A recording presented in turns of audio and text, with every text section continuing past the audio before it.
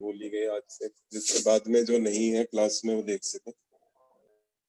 तो शुरू नहीं सर, सुनील जी तो नहीं है अभी। अच्छा अच्छा, तो मैंने शुरू किया है, वो फंक्शन इसके ज्यादा बेटर जानते थे, समझ लिया करते थे। चलिए कोई नहीं। तो finally we come to the necessary condition, क्योंकि एक्सट्रीम वैल्यू के लिए फर्स्ट डेरिवेटिव को इक्वल टू 0 पुट करेंगे। तो यहाँ से देखिए del F upon del x1, ये सारा ये क्या हो जाएगा यहाँ पे जो बॉक्स में है, del F upon del x1 की value lambda del H upon del x1 हो जाएगी। Del F upon del x2, यहाँ से इसकी value lambda del H upon del x2 हो जाएगी। और फाइनली ये जो minus H is equal to 0 था, h is a function of x1 and x2, तो we can say h x1 x2 is equal to 0। This is the necessary conditions. So अभी हमने कौन सा केस लिया है? 2 डिसीजन वेरिएबल्स एंड 1 इक्वेशन। पहले हम इक्वलिटी का केस ले रहे हैं, जब इक्वलिटी है, कोई लेस देन और ग्रेटर देन नहीं है। इक्वलिटी में भी 2 डिसीजन वेरिएबल्स एंड 1 इक्वेशन। अब उसका जनरलाइजेशन करते हैं, 2 को रिप्लेस कर देते हैं n से, n decision variables and 1 equality constraints. तो this is second type when there are n decision variables and 1 equality constraints.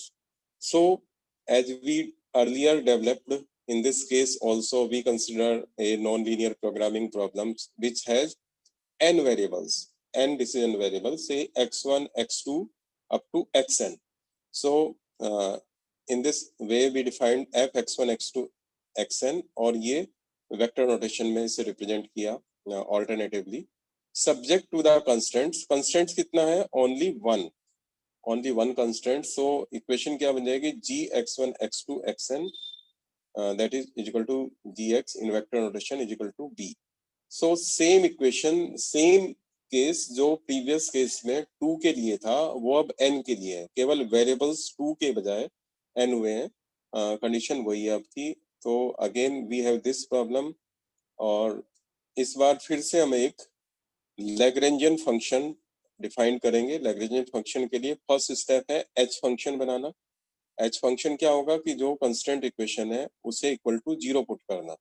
तो h फंक्शन जहां वहां x1 x2 का था, यहाँ पे आपका h function x1 x2 xn और g x1 x2 xn minus b equal to 0 put करना है। तो ये, और finally Lagrangian function. Lagrangian function में जितने वेरिएबल्स हैं वो तो सब होंगे ही, लैग्रेंजियन फंक्शन में एक लैग्रेंजियन मल्टीप्लायर्स भी आएगा। जितनी इक्वेशंस होंगी उतने लैग्रेंजियन मल्टीप्लायर होंगे। लेकिन पिछले केस में और इस केस में क्योंकि एक ही इक्वेशन थी, कांस्टेंट एक ही था, तो एक लैम्डा होगा। तो Lagrangian function it is defined as l x1 x2 xn and lambda. और ये फंक्शन क्या हो जाएगा? f x1 x2 xn minus lambda h x1 x2 xn। और in vector notation we can also, जहाँ ये आप बोल्ड वाला x लिखते हैं तो it's represent x1 x2 xn, जो एन रियल एन टुपल्स में बिलोंग करता है। और again same criteria, similar criteria, we again consider that Lagrangian function as well as Lagrangian function, f objective function, h जो equation है, जो equation की help से आपने फंक्शन बनाया था, all are continuous and we can differentiate them partially, continuous and differentiable.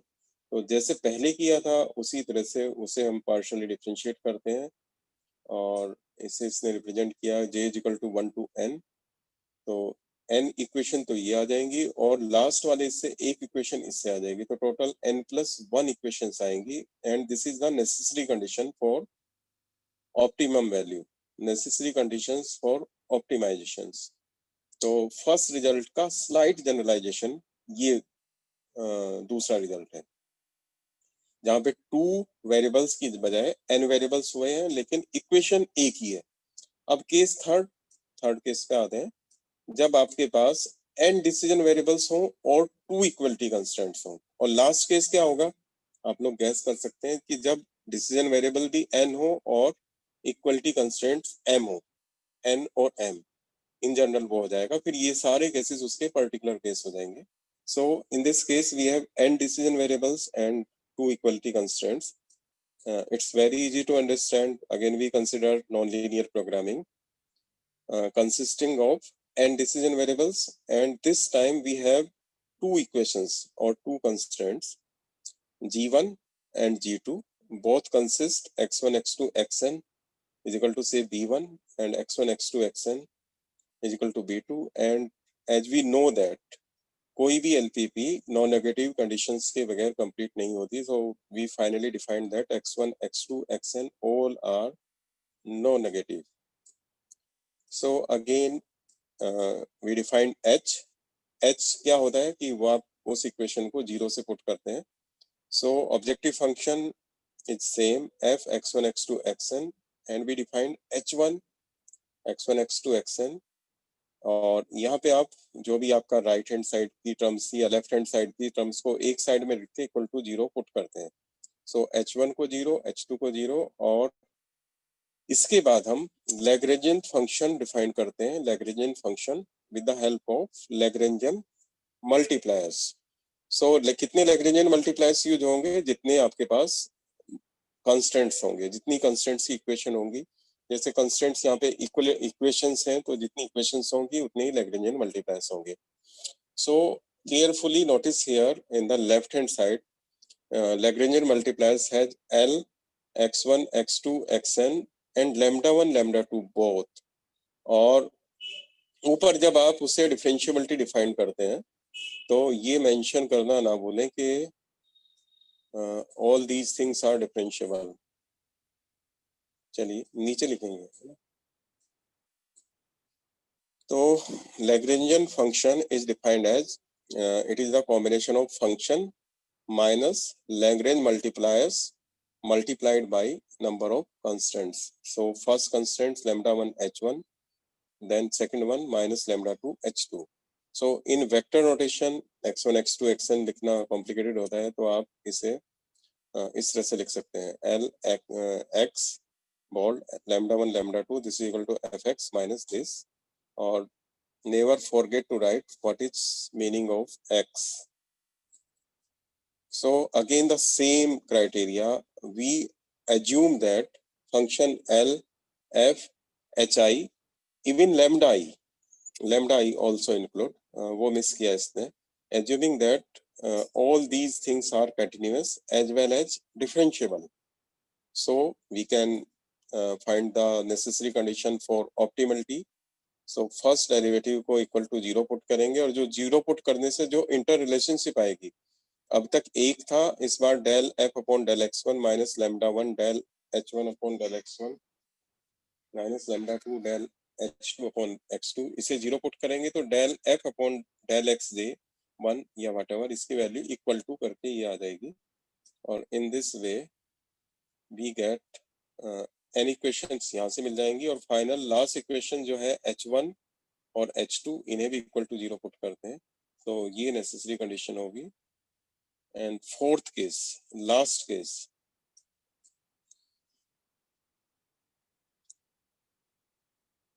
when there are n decision variables and m equality constants, or always remember that number of constants are less than number of variables.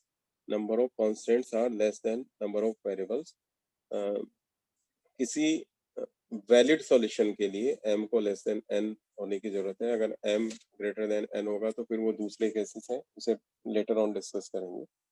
Presently we are discussing when m is less than n. So अब तो बहुत आसान है, आप सब लोग understand कर सकते हैं. ऑप्टिमाइज फंक्शन, और इस बार G I X equal to P I, जहाँ पे i की वैल्यू 1 to m है. m नंबर ऑफ इक्वेशंस हैं, कंस्टेंट्स in particular equations हमने यहाँ कंसिडर की है. सो वी डिफाइंड, और लैग्रेंजियन फंक्शन जब हम डिफाइन करेंगे तो इस बार क्योंकि आपके पास m number of, just a minute,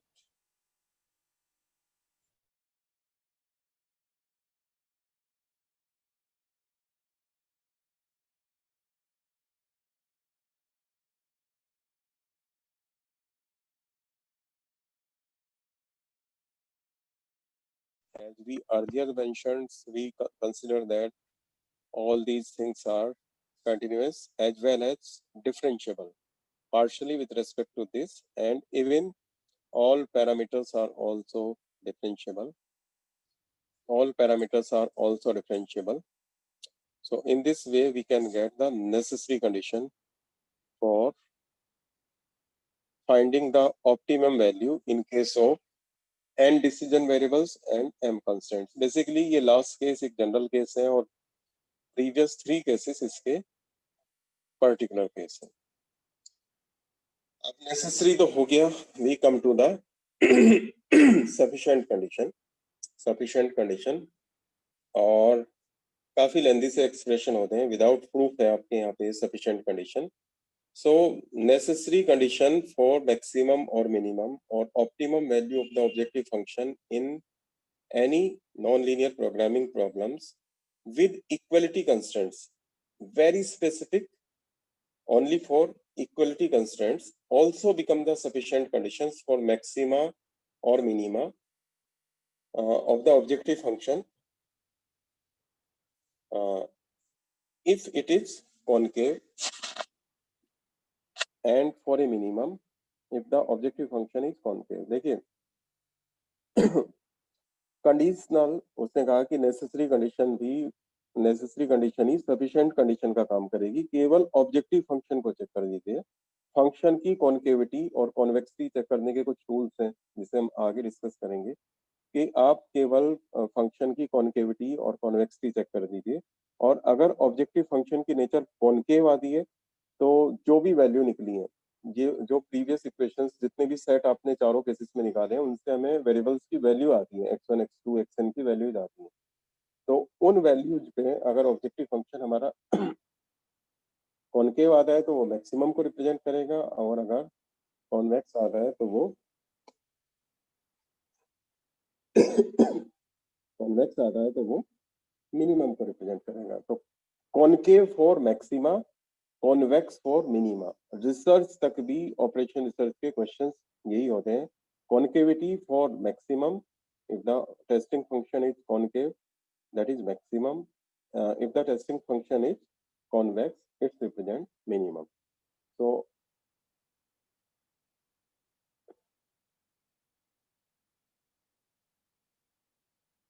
ठीक है, ये सब कोई खास नहीं है. That is the same thing. हाँ, इसके मैं उसमें इस फाइल को शेयर भी करूंगा, आप देख सकते हैं. ये एक प्रोसेस है जिसमें सारे यूजुअल नोटेशंस हैं. आप इस मैट्रिसेस को देखिए जो m/n पानी डालेंगे. हाँ, गर्म करके हाँ जी, कुछ नहीं है. एक गिलास देखिए, u इज इक्वल टू एक m/n. हम उस लास्ट केस को ले रहे हैं जिसमें कितनी है हमारे पास में n नंबर ऑफ वेरिएबल्स हैं और m इक्वलिटी कंस्ट्रेंट्स हैं. m इक्वलिटी कंस्ट्रेंट्स हैं and n are number of variables. So और h1 h2 hm अगर हमारे पास m कंस्ट्रेंट्स हैं तो उतने ही हमारे पास ये फंक्शन होंगे. तो इस तरह से हम एक पार्शियल डेरिवेटिव का इस तरह से एक मैट्रिसेस बना सकते हैं. लाइकवाइज हमने l भी डिफाइन किया था, है ना. l हमारा लैग्रेंजियन फंक्शन था, उसकी हेल्प से हम second order partial derivative calculate करते हैं और ये n/n साइज का होगा. आप इसकी नेचर देख सकते हैं कि del to l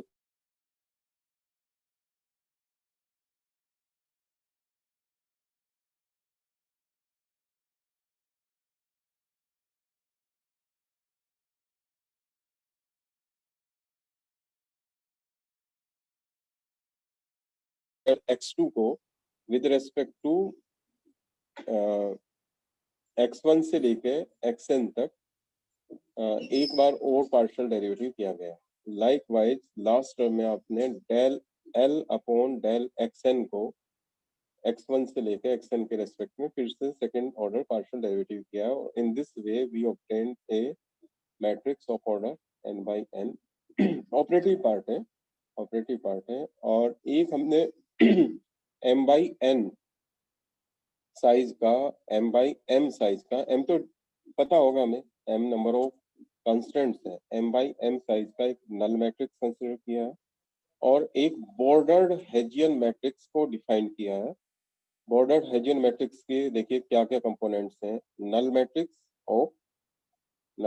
हो, देन u, अभी हमने डिफाइन किया u किस साइज का था, m by n साइज का था, u ट्रांसपोज ये n by m साइज का होगा और v ये सेकंड ऑर्डर वाली n by n, इस तरह से हम उसे लिख डालते हैं।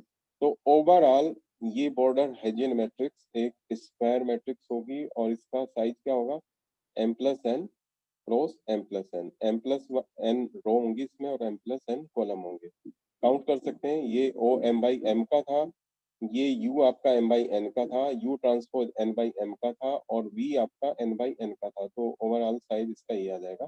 तो सफिशिएंट, ऊपर ये सब डेफिनेशन की है, मैं फिर से आपको दिखाता हूँ एक बार। हमें क्लियरली पता है h क्या है, तो h की हेल्प से, h फंक्शन हमने डिफाइन किया था, ये m by n का पार्शियल डेरिवेटिव, ये हम लोगों ने एक मैट्रिक्स डिफाइन की।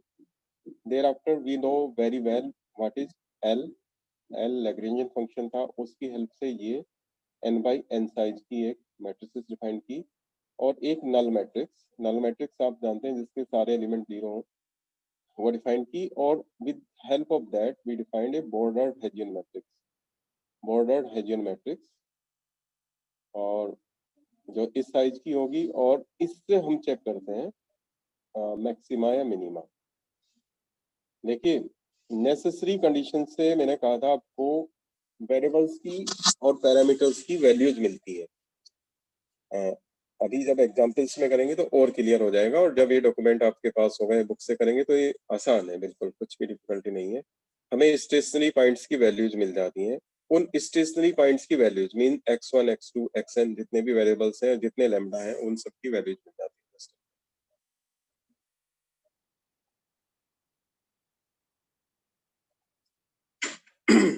उन वैल्यूज को के करस्पॉन्डिंग हम लोगों ने बॉर्डर्ड हेजियन मैट्रिक्स बनाई।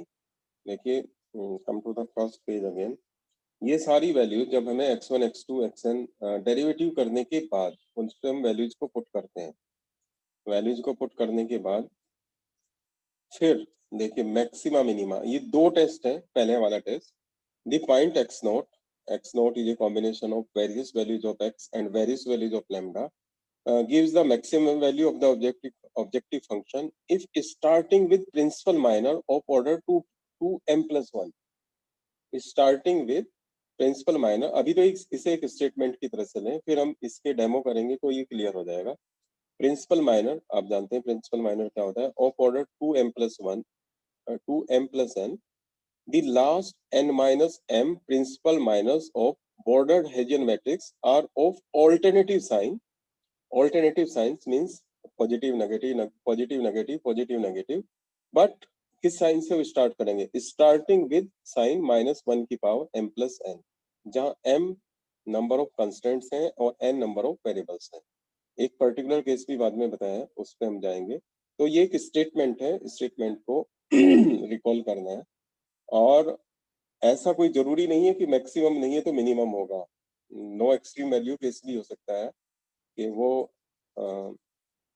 तो मिनिमम के लिए दूसरा स्टेटमेंट है, the point gives the minimum value of the objective functions starting with principal minus of order 2m plus n, the last n minus m principal minor of.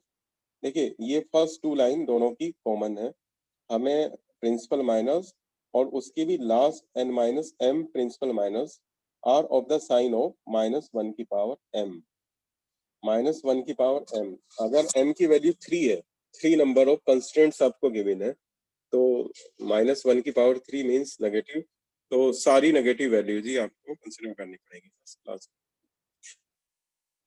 एक second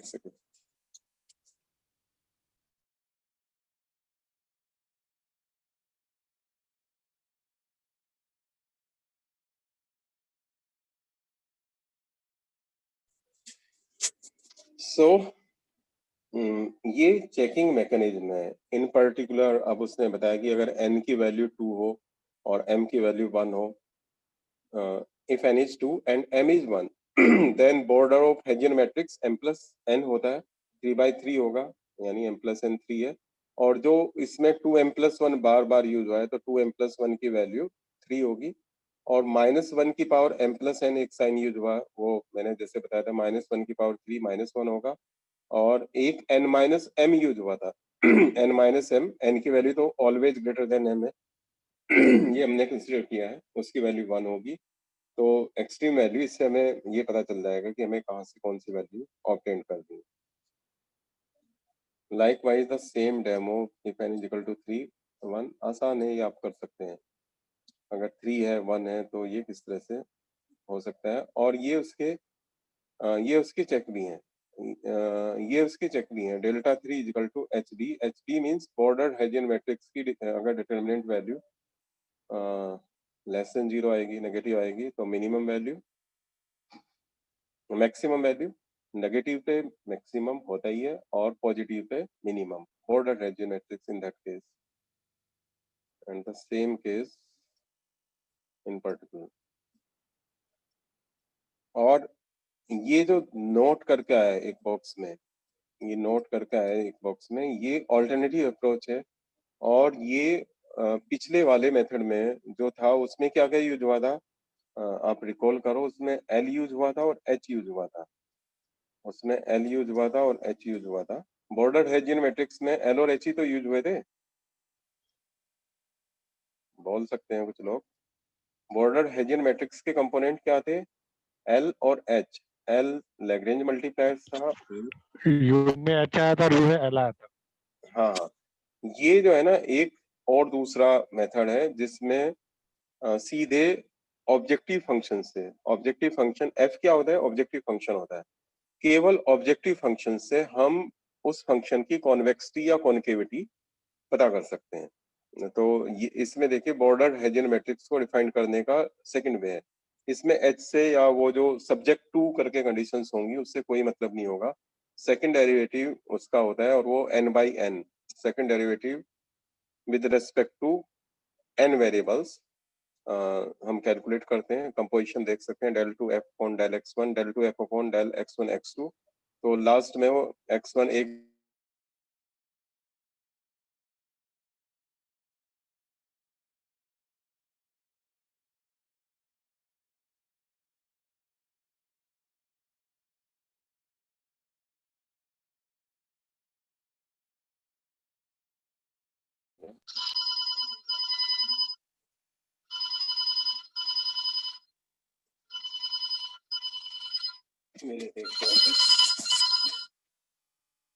hello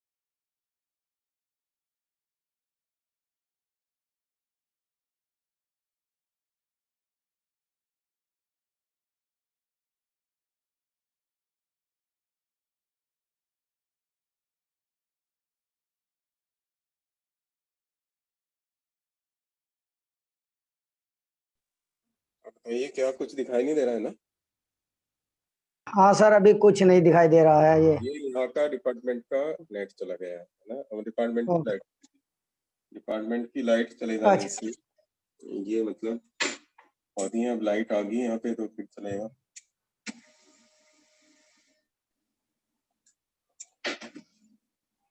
ठीक है sir, फिर कल start कर दीजिए ये यहाँ से नेक्स्ट। बस अभी नहीं, अभी लास्ट पेज पे आ हाँ। गया हूँ, एक स्लाइड फिर से दिखा रहा हूँ बस। अच्छा अच्छा। और अगर ये बैक कैमरा भी यूज होता था इसका, कर दीजिए सर, कंप्लीट कर दीजिए आप। इसका बैक कैमरा भी यूज हो जाता है क्या, अगर मैं अपने फोन का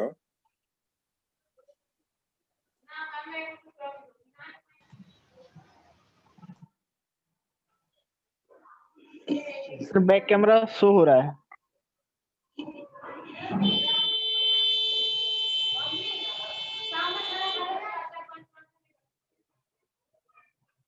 इंचार्ज आएंगे। क्या दिखाई दे रही है आपको? नहीं सर, दिखाई नहीं दे रही है। सर अभी तो नहीं दे रही है। तो मैंने बैक कैमरा यूज किया था अपना, तो मेरे लिए ही होता है ना। नहीं सर, अभी दिखाई दे रहा था back camera sir back camera देख देख रहे हैं सर आपका डेस्क जैसे मेरा फोटो दिखाई दे रहा है, तो मेरे डेस्क पे मैं कुछ दिखा रहा था। सर बैक कैमरा ऑन दिख हो रहा था सर। मैं दोबारा से ट्राई करता हूँ। हाँ, दिख रहा है सर। देख रहा है सर। बस ये देखिए, इसी पे कंसंट्रेट करिए। अभी हमने सर मुझे नहीं दिख रहा। अब जी दिख रहा है देख sir.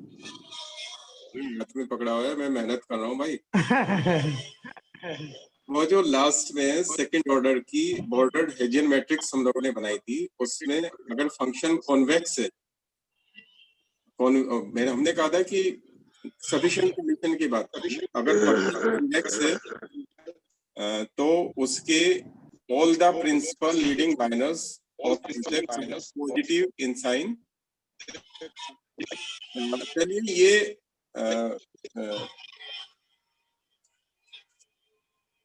Come to the discussion. ये एक वो जो लास्ट वाली वो शो की थी, इस फाइल को मैं शेयर करता हूँ। उसका कॉन्क्लूसिव रिमार्क है और इसमें ये बताया कि कैसे उसका मैक्सिमा मिनिमा चेक करते हैं। आज हम यहीं तक रखते हैं और ठीक है सर। नेक्स्ट या कल इसकी प्रॉब्लम्स लेंगे, तो प्रॉब्लम्स में एक और क्लियर हो जाएगा। हाँ, प्रॉब्लम क्लियर हो जाएगा। प्रॉब्लम हाँ। क्लियर हो जाएगा। ये एकदम आसान है और इंटरेस्टिंग और एंटरटेनिंग भी। यदि आप लोगों को कुछ पूछना है तो पूछ सकते हैं।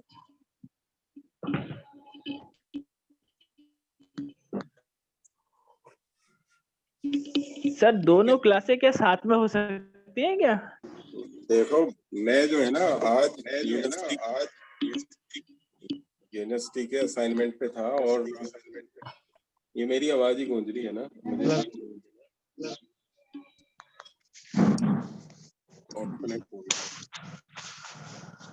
तो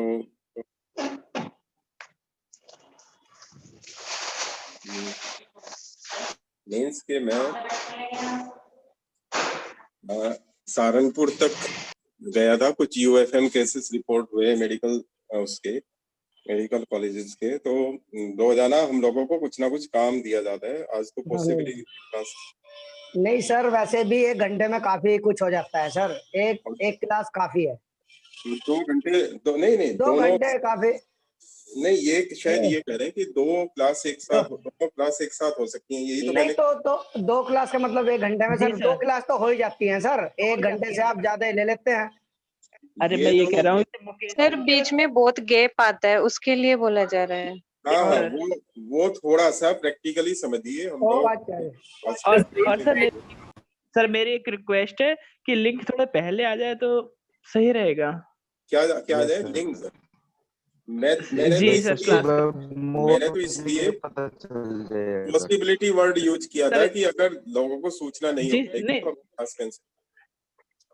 सर टाइम पता चल जाए तो क्लियर रहता कि हाँ इतने टाइम पे क्लास है। नहीं तो सर ये देखना पड़ता कि बार-बार कि सर फोन मैसेज आया या नहीं आया, कब क्लास होगी।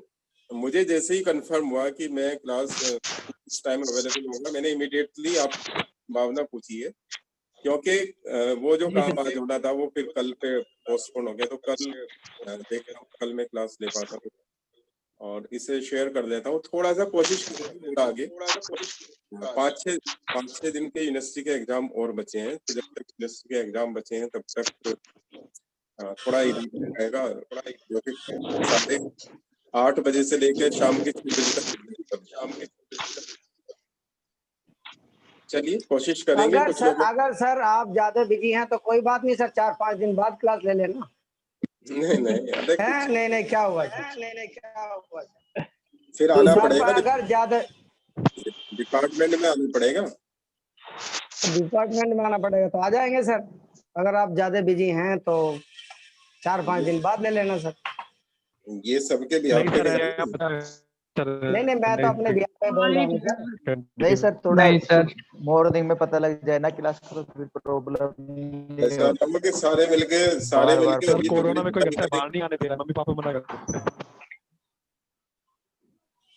ये टाइमिंग सही है सर, 3 बजे के बाद की क्लास सही। ठीक है सर, ये टाइमिंग है। आप हाँ, अपने टाइमिंग सही है सुटेबल सर। टाइम पे सर टाइम रख दीजिए, वही ठीक है। चलिए, मतलब कोशिश करता हूँ मैं पहले बताने की, और कोशिश करूंगा पहले बताने की। नहीं सर, आप वैसे हमेशा ऑलवेज पहले ही बताते हो। Yes sir, yes sir. 7-8 कभी कभी क्लासेस। जी, हाँ, एक 6-7 क्लास में हुआ है। हाँ, कभी हो जाता है। आज तो मतलब ये कैंसल क्लास थी, मैंने सुनील से कहा भी था, उसने ग्रुप पे डाल दिया था कि मेरी क्लास ट्यूसडे को होगी।